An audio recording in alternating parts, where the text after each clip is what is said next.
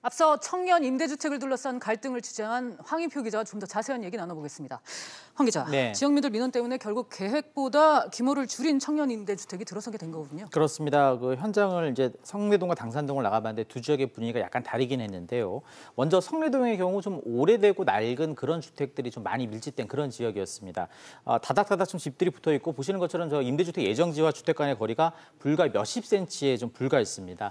만약 30층이 넘는 건물이 들어선다면 뭐 건물에 가려져서 햇볕이 들어오지 못하는 그런 집들이 생길 수 이제 있는 상황입니다. 이런 문제 때문에 건물 층수를 일부 낮췄지만 여전히 주민 대다수가 임대주택 건설에 반대하는 분위기였습니다. 차라리 좀 성내동 일대도 재개발이나 재건축이 가능하게 해달라 이렇게 요구하기도 했었고요.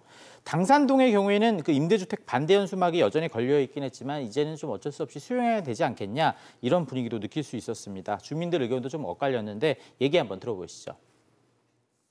작은 평수가 오든 큰 평수가 오든 같이 더불어 사는 건데 뭐 상관이 있냐라고 저는 그냥 처음부터 찬성표 이거 짓는 거에 찬성표 했었고 그냥 같이 더불어 사는 거지 뭐 그거로 아파트 값이 내리면 얼마나 내리고 그러냐 그냥 갑시다 한 거예요. 저는.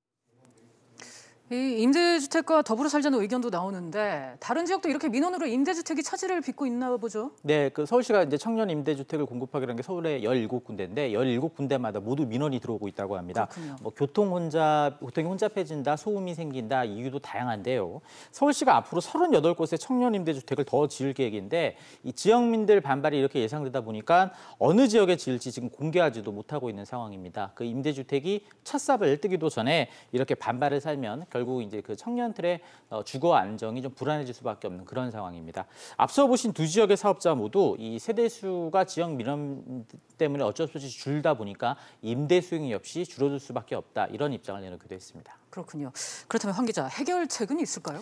일단 그 임대주택에 대한 지역민들 기피 현상이 심하기 때문에 앞으로 임대주택이 들어설 때 그 해당 지역에도 인센티브를 줄 수 있는 그런 정책이 필요합니다.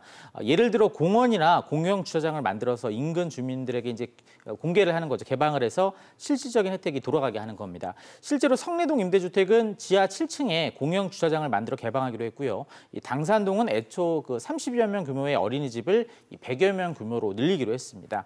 이 무엇보다 청년 임대주택에 대한 오해가 사라져야 되는데요. 청년이 많이 오면 동네가 슬럼해지고 집값이 떨어진다고 하지만 실제로 증명된 건 없습니다. 오히려 상권이 살아나게 되는 등 긍정적인 효과가 있다는 게 이 전문가 의견입니다. 들어보시죠.